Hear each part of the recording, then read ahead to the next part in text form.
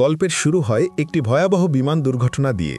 শত শত মানুষ মারা গেলেও ভাগ্যক্রমে একটি ছোট্ট ছেলে শিন বেঁচে যায়। সে তার বাবা মাকে খুঁজছিল, যারা এই দুর্ঘটনায় মারা গিয়েছিল।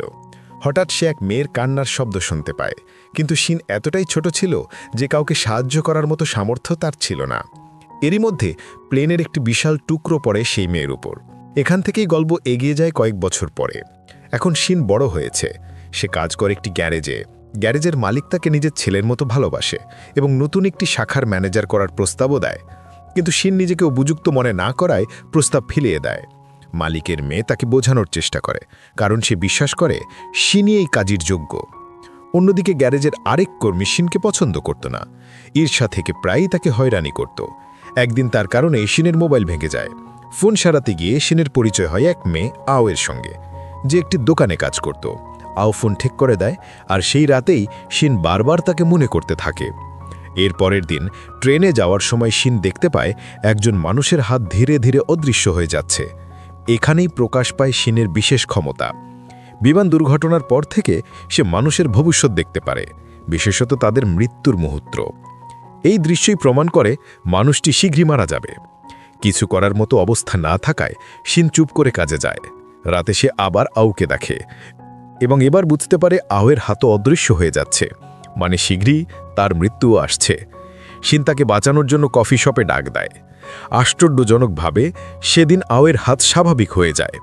শিন তাকে নিজের ক্ষমতার কথা জানাতে চাইলেও ভয় পায় যে আও হয়তো বিশ্বাস করবে না। কিন্তু কিছুদিন পর আওই তাকে জানায় আগের রাতে তার মৃত্যুর কথা সংবাদে এসেছে। অথচ শিনের কারণে সে বেঁচে গেছে।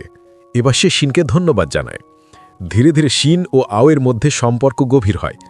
এদিকে গ্যারেজে শিনকে অনেক গুরুত্ব দেওয়া হচ্ছিল বলে অন্য কর্মী ক্ষিপ্ত হয়ে পড়ে। একদিন সে মালিকের উপর আক্রমণ করার চেষ্টা করে, কিন্তু শিন নিজের জীবন ঝুঁকিতে ফেলে তাকে বাঁচায়। এর ফলে শিন হার্ট অ্যাটাক করা হাসপাতালে ভর্তি হয়। ডাক্তার তাকে জানায় তার মতো আরও কিছু মানুষ আছে যাদের এই ক্ষমতা আছে। একে বলা হয় ফরচুনাই। কিন্তু ডাক্তার সতর্ক করে দেয়, ভাগ্যের সঙ্গে ছলচাতুরি করলে মৃত্যুর ঝুঁকি বাড়ে। এত কিছু শোনার পরও সে নিজের ক্ষমতা দিয়ে মানুষকে বাঁচাতে চায়। আওকে প্রপোজ করে এবং তাদের সম্পর্ক আরও গভীর হয়। কিন্তু শিনের শরীর দিন দিন দুর্বল হতে থাকে। ডাক্তার হুঁশিয়ারি দেয় পরের বার হার্ট অ্যাটাক হলে তার মৃত্যু হতে পারে। এরপর গল্পে আসে সবচেয়ে বড় মোড়। শিন আবিষ্কার করে একটি স্কুলের বাচ্চারা ও তাদের শিক্ষক ট্রেন ভ্রমণে যাচ্ছে, আর সেই ট্রেনের ভয়াবহ দুর্ঘটনা ঘটবে। শিন নিশ্চিত হয় যে এই দুর্ঘটনায় অনেক প্রাণ যাবে। আরও ভয়ঙ্কর ব্যাপার, আও প্রতিদিন একই ট্রেনে চড়ে, অর্থাৎ তার জীবনও হুমকির মুখে। শিন স্কুল কর্তৃপক্ষকে ট্রিপ বাতিল করতে বোঝায়, কিন্তু তারা অস্বীকার করে। তাই সে আওকে 3 দিনের ট্রিপে যাওয়ার অনুরোধ করে।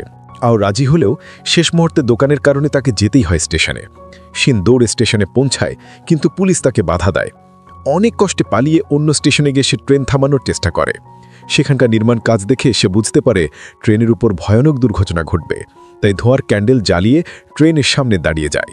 আও জানালার ভেতর থেকে শিনকে দেখে ড্রাইভারকে থামাতে বলে। শেষ পর্যন্ত ট্রেন থেমে যায় এবং শত শত প্রাণ বেঁচে যায়। কিন্তু এই নায়কোচিত কাজের মূল্য দিতে হয় শিনকেই। সে রেললাইনে বসে থেকে প্রাণ হারায়।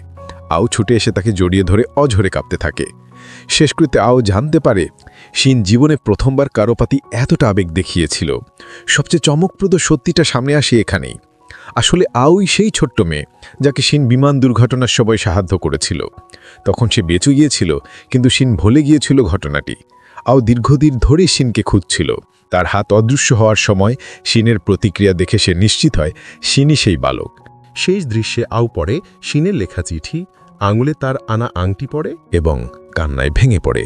এভাবেই সমাপ্তি হয় ফরচুনায়ের এই আবেগঘন কাহিনী।